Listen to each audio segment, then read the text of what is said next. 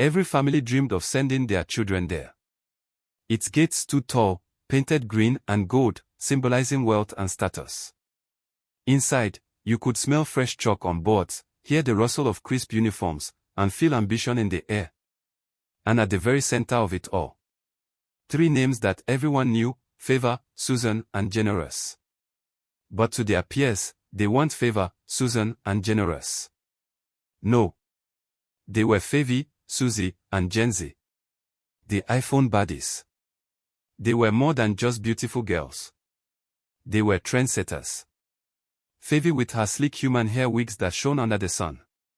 Susie with her sharp cat eyes and bold lipstick that matched her fiery attitude.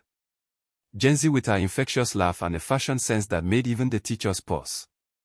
But their true power: their phones. When Apple dropped the iPhone 6, they had it. When the iPhone 10 shook the world, they flaunted it. When the iPhone 16 Pro Max was just a rumor, somehow, they already had it in their hands. Glittering cases, AirPods, custom wallpapers, everything screamed luxury. In a place where most students saved lunch money just to afford data bundles, seeing the trio with the latest iPhones was like seeing celebrities walk among mortals. But the whispers grew louder: where do they get their money? One afternoon, during lunch break, a shy girl named Nancy finally gathered the courage to walk up to them. Her uniform was spotless, her hair neatly tied, and in her hand, she held her most prized possession, an iPhone 7 Plus. Nancy smiled nervously. "Hi. I wanted to say, I think I could roll with you girls. I've got the style, the manners. I fit in." The courtyard went silent. Everyone turned. Susie raised an eyebrow.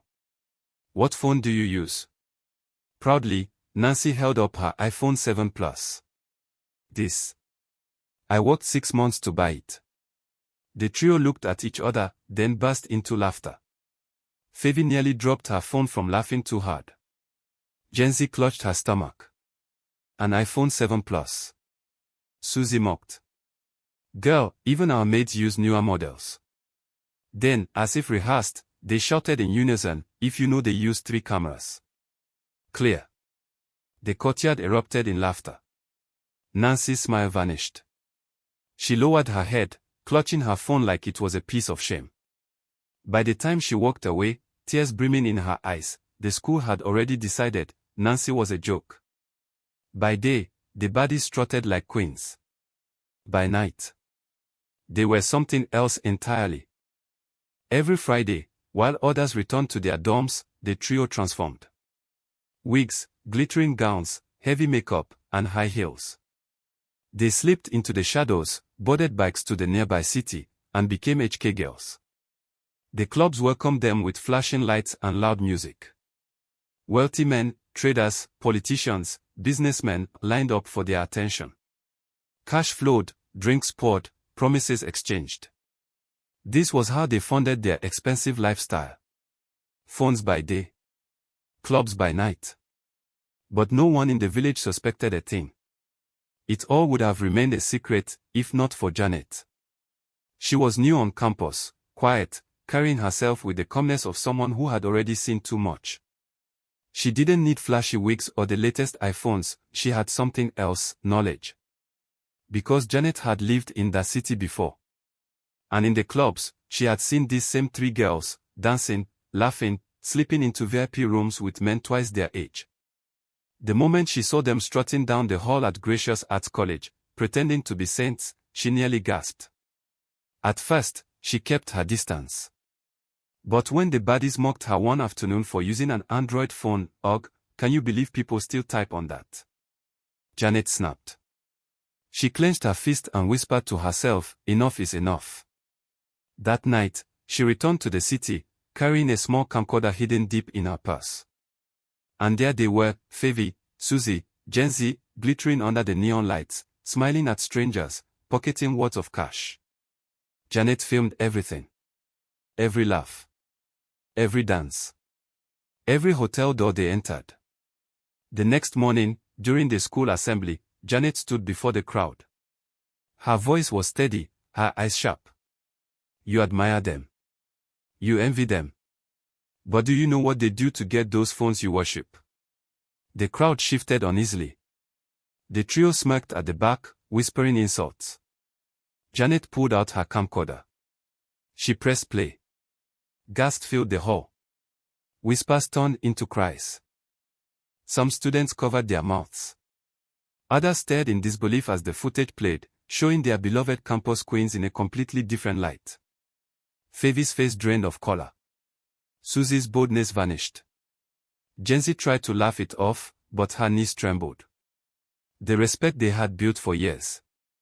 Gone in a single morning. Word spread faster than wildfire. Parents stormed the school, furious and humiliated. Teachers shook their heads in disappointment. Phones were confiscated. The trio were suspended indefinitely. That evening, the three of them sat by the village stream, their reflections rippling in the water. For once, they weren't laughing. They weren't chanting. They were just broken. What do we do now? Jency whispered. We can't stay here, Favy muttered. Everyone hates us. We need to leave. Start fresh. And so, with tears streaming down their cheeks, they made a pact, they would leave the village that very night. Midnight. Three silhouettes sneaked back into their houses, snatched their confiscated phones, stuffed wigs and flashy clothes into small bags, and crept out into the darkness. They boarded the night bus, its headlights slicing through the dust. With every mile away from the village, they felt a strange mix of relief and fear.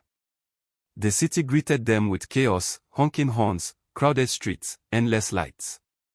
They rented a tiny one-room apartment, cramped and suffocating, but it was theirs. At first, life was harsh. They lived on instant noodles, fought over space, and dodged their landlord's knocks for unpaid rent. But one thing never changed, their pride. Even if they had no food, they had to look like baddies. Wigs. Designer knockoffs. And most importantly, the newest iPhones. Months later, Apple announced the iPhone 18 Pro Max. The trio's obsession reignited like wildfire. They couldn't be left behind. Not now. Not ever. But this time, the price was higher than ever. Their usual clients weren't enough.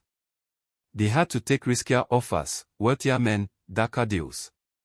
One night, a man in a sparkling suit approached them in a club. His cologne was strong, his smile charming, and his wallet thick. I'll pay you more than you've ever seen, he said smoothly. But all three of you. Together. The girls exchanged glances. Fear flickered in Jency's eyes, but Susie grinned. Think of the money, she whispered. That night, they said yes. The next morning, they awoke in a hotel room. The man was gone, but on the table lay a mountain of cash. Their eyes sparkled. Their laughter returned. Days later, they proudly strutted down the streets, brand new iPhone 18 Pro Maxes in hand, cameras glinting under the sun. Once again, they were on top of the world. Or so they thought. 3 months later, the nightmare began.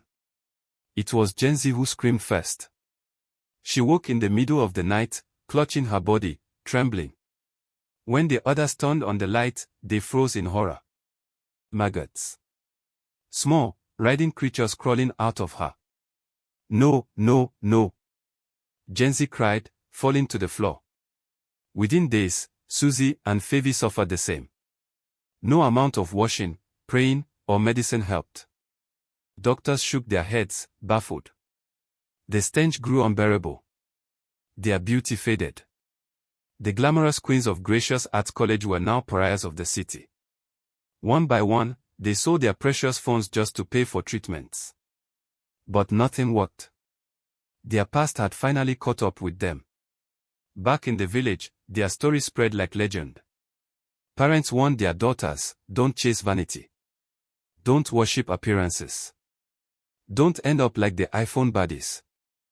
The trio who once lived for likes, laughs, and luxury now lived in shadows, broken, ashamed, and forgotten. So that's the story of the iPhone baddies. They thought the newest phone could buy them respect. They thought appearances were everything. But in the end, what did it bring them? shame, pain, and a life they could never escape. What do you think? Did they deserve their fate, or were they simply victims of temptation? Drop your thoughts in the comments below. I read every single one. And if you enjoyed this tale, don't forget to like, subscribe, and hit the notification bell so you don't miss the next story. Until next time, stay wise, stay careful, and remember, not everything that shines is gold.